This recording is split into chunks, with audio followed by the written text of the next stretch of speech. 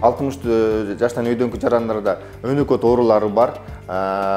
Буну алуунун себеби болсо, мисалы өзүңүздөр байкап өткөндөй, бул коронавирус оорусу деген адамдын именно ушул кайсы жер жабыркаса ошол жерге барып тиет.